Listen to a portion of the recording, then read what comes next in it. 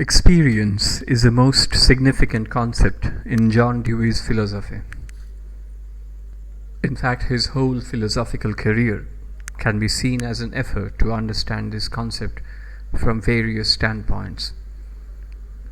He dealt with it in his major works such as Experience in Nature, Art as Experience, Experience in Education, and some of his later writings as well. For example, his unpublished drafts of a new introduction for Experience in Nature. These works reveal his enduring concern for this concept. The history of philosophical thinking shows that most philosophers assume a separation of what is called experience from what is called nature. When this assumption is made, experience is taken to be subjective and nature is taken to be objective. The most obvious example of this kind of philosophical dichotomy is Descartes. Dewey rejects this Cartesian dualism and develops his own view of naturalism from primarily two directions. Firstly, he inquires into the interrelations between the human organism and nature. In this, he was influenced by the writings of T.H. Huxley, whom he had read as an undergraduate.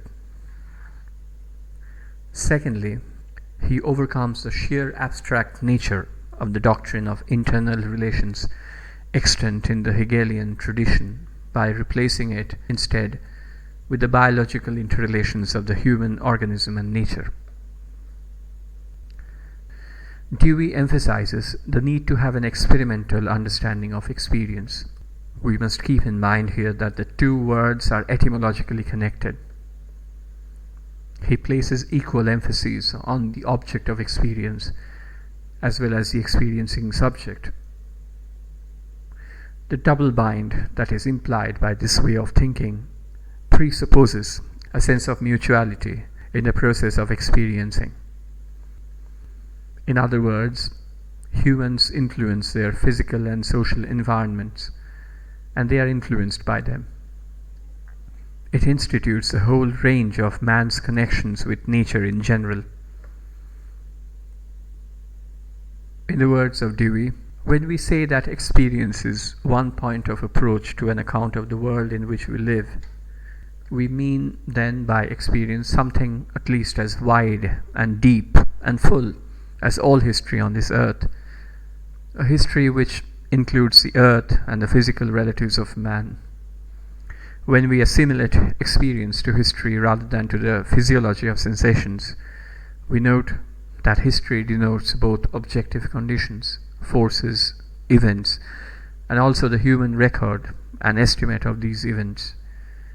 Similarly, experience denotes whatever is experienced, whatever is undergone and tried, also processes of experiencing. In his formative years as a philosopher, Dewey was considerably influenced by Hegel. Now, in the Hegelian tradition, experience is understood as a singular, active, and essentially integrated whole in which everything is eventually connected. There are no inflexible dichotomies in experience and nature.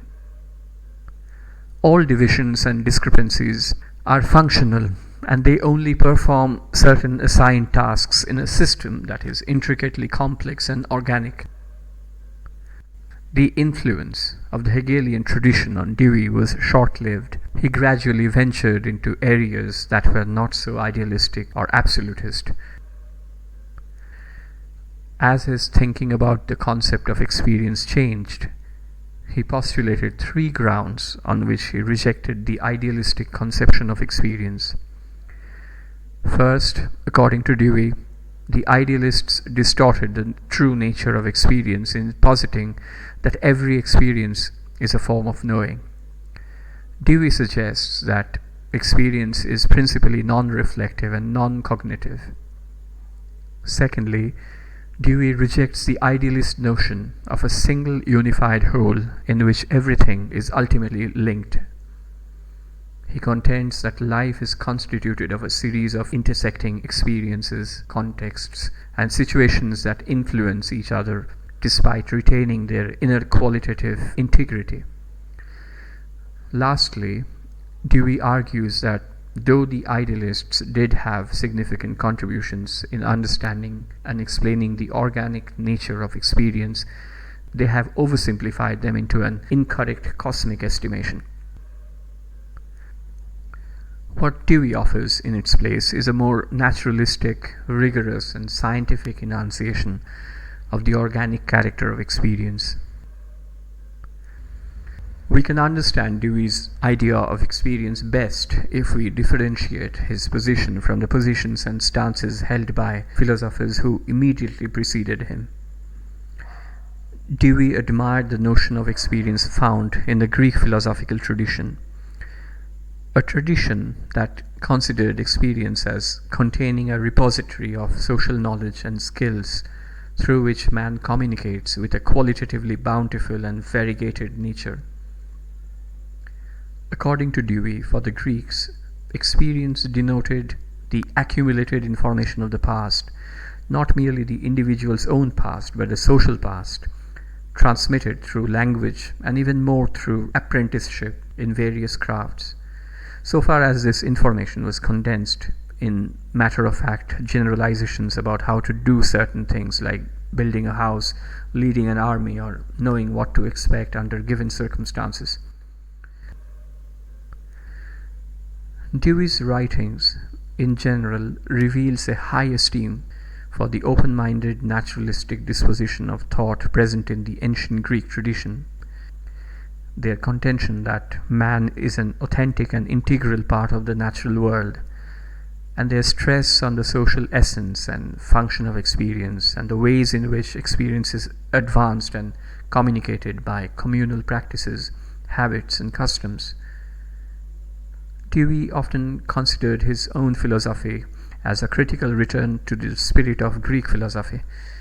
However, one needs to restructure this view while taking into account the experimental systems or methods that are common to the sciences. The experimental method for Dewey is the only method that is valuable and capable of producing useful results. He argues in Experience and Nature that any attempt to use any other method is bound to fail. He says, the problem to which non-empirical method gives rise in philosophy are blocks to inquiry, blind alleys. They are puzzles rather than problems. What we find in Dewey's concept of experience is an amalgamation of the persistent naturalistic predisposition of the Greek philosophers and an unstated indebtedness to the experimental method used in the sciences. For Dewey, there are 5 major differences between the orthodox understanding of experience and the new model expounded by him. Dewey enumerated and discussed these differences in his polemical essay, The Need for a Recovery of Philosophy, written in 1917. Firstly, according to the conventional view, experience is considered primarily as a source of knowledge. But Dewey argues there is more to experience than about just knowing situations. Experience encompasses the interactions of an organism with its physical and social environment. Dewey observes that man is principally a being who acts and feels pain and pleasure. Most of his life contains experiences that are not necessarily reflective. In order to understand the nature and function of thought, reflection, and inquiry, we must recognize how they arise from and are inured by the context of non-reflective or non-cognitive experience.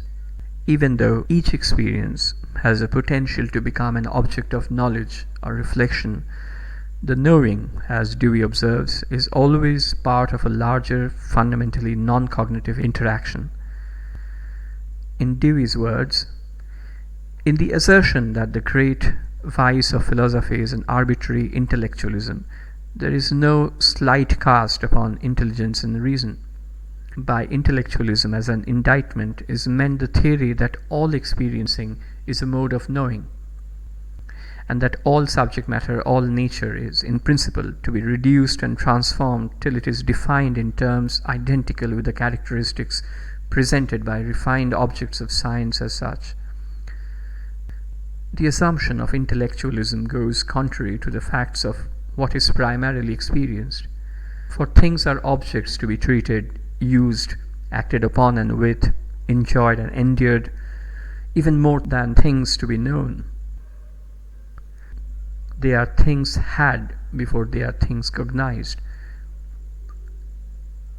Secondly, for the orthodox philosophers, experience is an entity that is most fraught with a psychic phenomenon, unavoidably influenced by subjectivity, taking place in an internal isolated assortment of mental states set up in contrast to or in comparison with an outside physical world.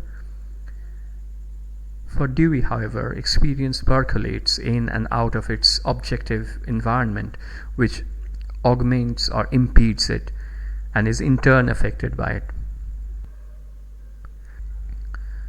What experience suggests about itself is a genuinely objective world which enters into the actions and sufferings of men and undergoes modifications through their responses. Dewey points out that after Descartes, philosophy took a radical turn from naive objectivism to transcendental subjectivism. Descartes' dualism of mind and body, along with his belief that the mind can attain knowledge by itself of clear and distinct ideas, prepared the way for an epistemological positioning that accentuated the preeminence of the mind.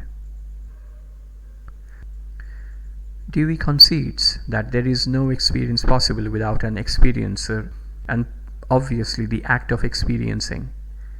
But there is no authorization for believing that experience is exclusively reciprocal, private, and subjective. To talk about shared experience is more than an exercise in figurative discourse, and the most outstanding element in shared experiences is the ways in which an objective world, shared by all, is intrinsically involved in our experience. Experience comprises both the act of experiencing and the thing that is experienced. Descartes' dualism of mind and body, along with his notion of mind as a thinking substance which contains ideas by which the mind knows external objects, eventually culminated in an epistemological concern with what is in or before the mind. Experience as subjective experiencing became a dominant preoccupation. As this subjectivistic predisposition was carried to its logical extreme, some philosophers inferred from it that man is ensnared in the privacy of the thoughts and impulses of his mind, and that he lacks any satisfactory evidence for accepting that there is an objective world beyond his private subjective experience. Dewey, writing in the pragmatist tradition, maintains that the steps leading to the inference that experience is wholly mental, private, is likely to lead to logical fallacies. It is of course true that there is no experience without an experiencer and experiencing, but experience is not entirely private and subjective. In his words, subjectivity is a pole, but only one pole within experience, which includes an objective dimension. Thirdly, traditional philosophical thinking prioritizes the relation between the past and the present, but Dewey is more interested in understanding experience in its relation to the future. He emphasizes not on what has been or is given, but rather on what might be done to change what is given to further human purposes. Therefore, his approach to experience is more futuristic in conception. This is precisely why he is interested in experimenting. Rather than recollecting or remembering the past, he anticipates a future that is yet to come. Dewey criticizes the notion held by the British empiricists that experience can be identified with the findings of past observation. This notion is exemplified in David Hume's opinion, for example, in the following assertion in A Treatise of Human Nature. The nature of experience is this. We remember to have had frequent instances of the existence of one species of objects, and also remember that the individuals of another species of objects have always attended them, and have existed in a regular order of contiguity and succession with regard to them. In all these instances from which we learn the conjunction of particular causes and effects, both the causes and effects have been perceived by the senses and are remembered, but in all cases where we reason concerning them, there is one perceived or remembered and the other supplied in conformity to our past experience. Hume stresses on the function of the past and the role of memory in elucidating the nature and character of experience.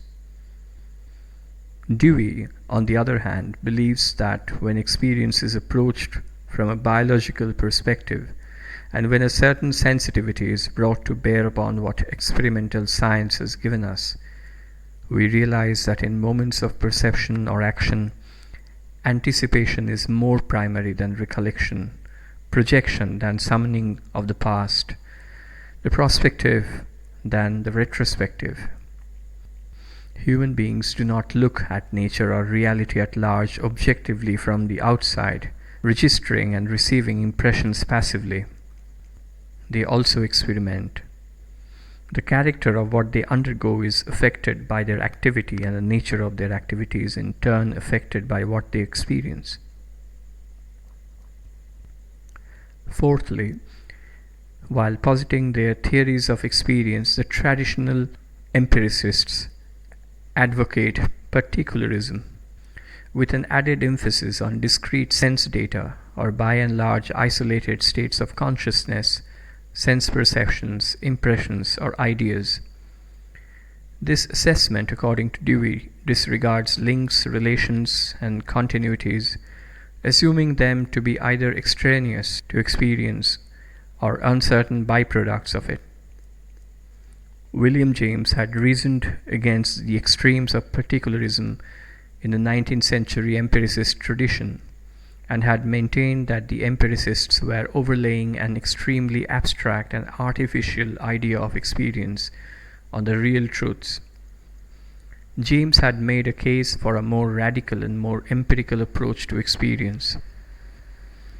He had suggested that we look more carefully at our own experiences in order to understand better the connections, continuities, and relations embedded within experiences.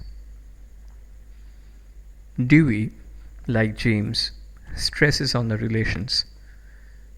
The contextual, situational, transactional, or field character of experience stands out in his account. Dewey claims that experience comprises existential relations. It may be supposed that experiences are connected. However, these connections are not to be imposed from the standpoint of some independent pure reason. An experience that is an undergoing of an environment and a striving for its control in new directions is pregnant with connections.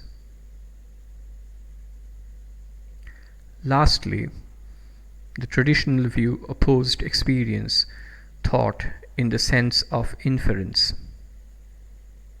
Lastly, the traditional view opposed experience thought in the sense of inference, but for Dewey, experience is full of inference, as might be expected from one who sees the directional and relational character of experience. In Dewey's rather liberal understanding of experience, inquiry itself is examined as a mode of experience. It might appear that this way of understanding experience involves renouncing all differences between sense experience and thought, where the former is a constraint on the faculty of thought. But a closer look reveals that the differences are not renounced. They are only construed in a new way. Dewey continues that within experience, certain kinds of unmediated experience and observation can be isolated for testing hypotheses. Through investigation, we come to know precisely what kinds of data are needed and are adequate for founding and testing hypotheses. This, again, is another way in which Dewey's understanding of experience is comparatively more liberal than the traditional interpretation. In traditional parlance, experience is often used as equivalent to being consciously aware, or sometimes as equivalent to object of conscious awareness.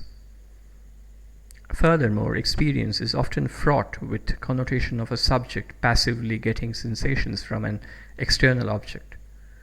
For Dewey, these connotations or implications are not intended, for such use assumes divisions of act and object, of subject and object, which he does not subscribe to.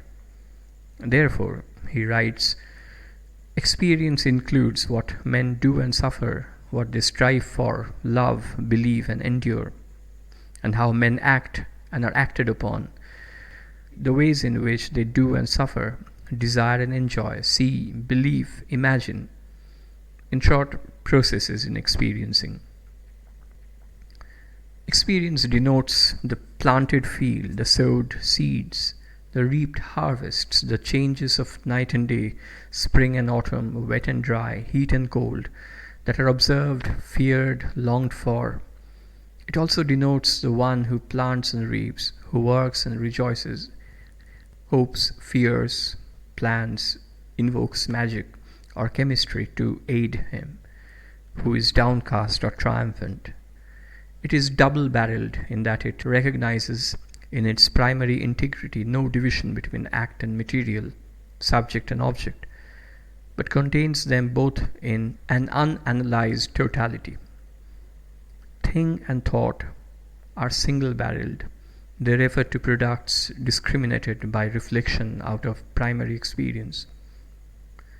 Contact and interaction between a living organism and its environment is the fulcrum of Dewey's theory of experience. He believes that apart from a specific concrete environment, the individual lies in danger of being reduced to total abstraction by environment. Dewey does not only mean our immediate surrounding, but also other very different things, for example, persons or subjects discussed, or even toys or an experiment one is performing. Or it may be just the book one is reading in which the environmental context is a certain country or an imaginary region. In Dewey's philosophy, experience is clearly associated with the concrete processes of life and is positioned in a specific life situation in which the self is dynamically involved. And it is only within this kind of situation that the self encounters a world filled with meaningful and relevant beings. Thus, the world fuses into human life in a more intimate and internal way through concrete, living relationships. Dewey observes, but the process of living is continuous. It possesses continuity because it is an everlastingly renewed process of acting upon the environment and being acted upon by it together with institution of relations between what is done and what is undergone. Hence, experience is necessarily cumulative, and its subject matter gains expressiveness because of cumulative continuity. The world we have experienced becomes an integral part of the self that acts and is acted upon in further experience. There is no internal standing relation between the mind and the things meeting it, but rather a relation rooted in interaction, and in its more complete and mature form, this vigorous commerce with other beings results in a complete interpenetration of the self and the world of objects and events. Dewey's understanding of experience as sourced in communication and interaction suggests a relational structure of being. Like William James, Dewey observes that relations are as important as things themselves, and that both relations and things are objects of direct experience.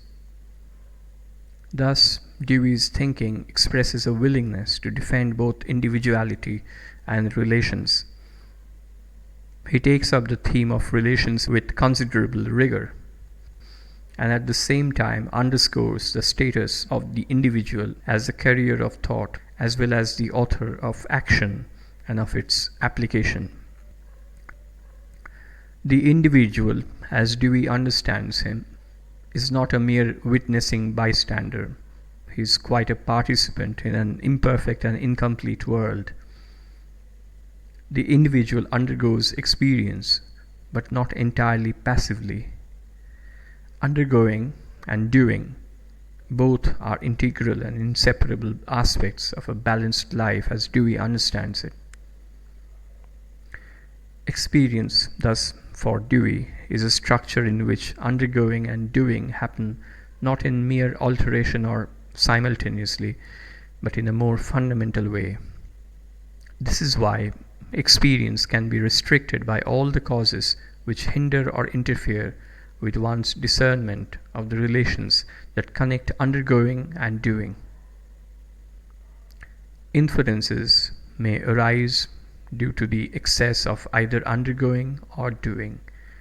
In Dewey's words, zeal for doing, lust for action, leaves many a person, especially in this hurried and impatient human environment in which we live, with experience of an almost incredible paucity, all on the surface.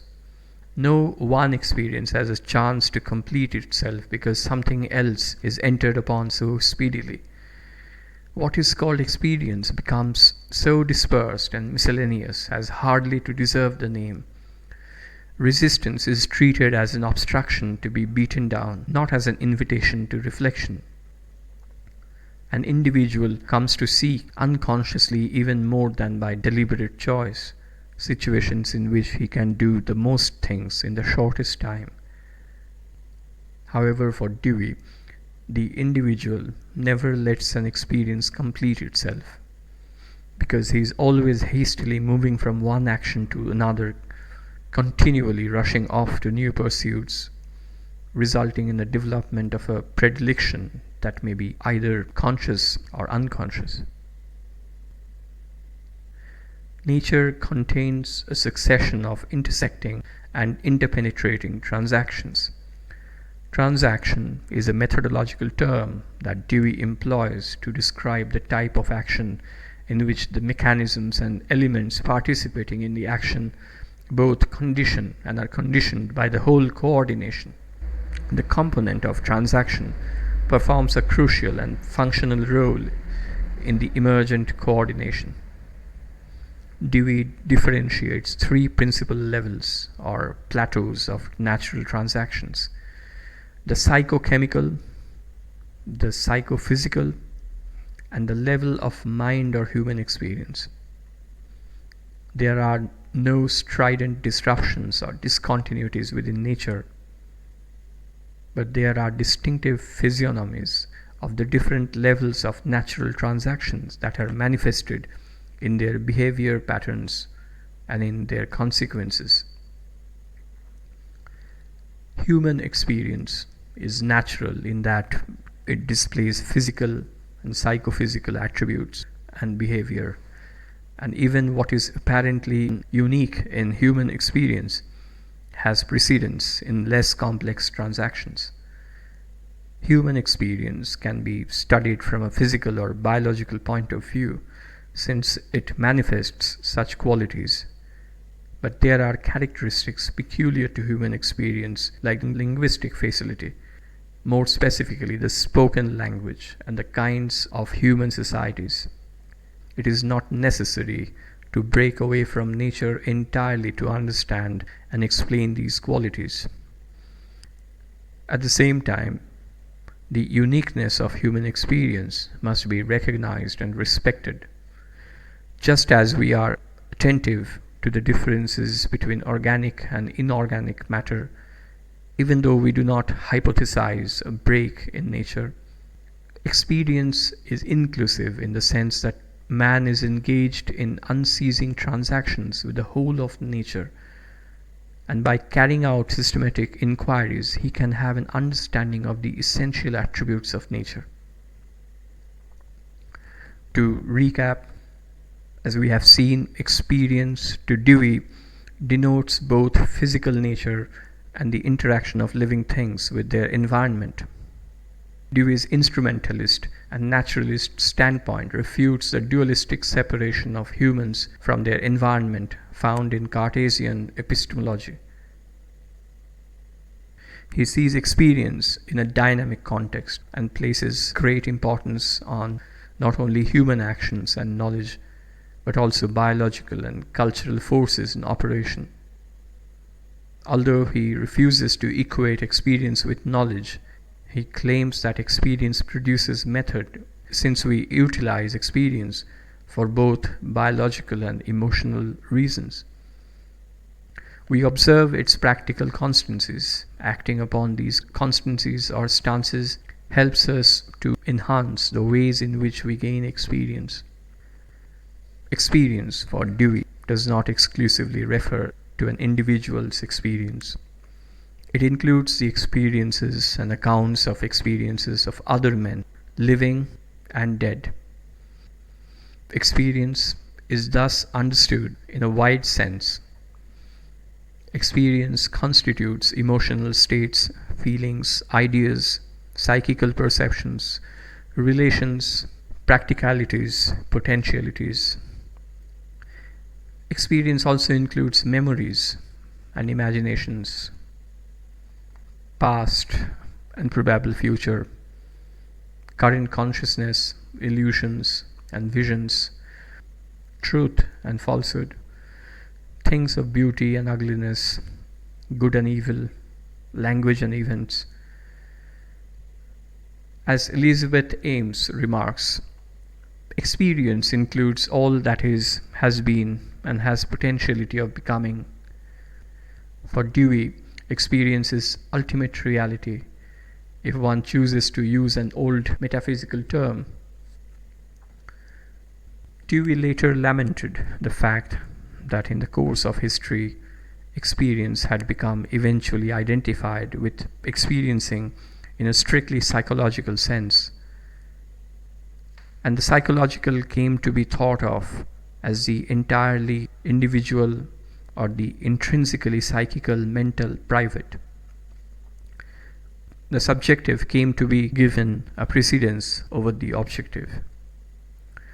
For Dewey, this vision of experience is thoroughly incompatible with the empirical naturalism. Dewey's chief theoretical contribution to epistemology and metaphysics in particular, and philosophy in general, is his interpretation of the consequences of having an experience in relation to the physical and social domains. Dewey's interpretative stance may appear somewhat anthropological, and at times Dewey himself claimed commonsensical and broadly human. Dewey's empirical naturalism, or sometimes called pragmatic naturalism, does not detach experience from nature. He suggests that if we understand the interrelation of experience and nature correctly, there will be no philosophical problem of getting them back together. This view resonates in the preface to the second edition of Experience and Nature. Experience is not a veil that shuts man off from nature. It is a means of penetrating continually further into the heart of nature. There is, in the character of human experience, no index hand pointing to agnostic conclusions, but rather a growing progressive self-disclosure of nature itself. The failures of philosophy have come from lack of confidence in the directive powers that inhere in experience. If men have but the wit and courage to follow them,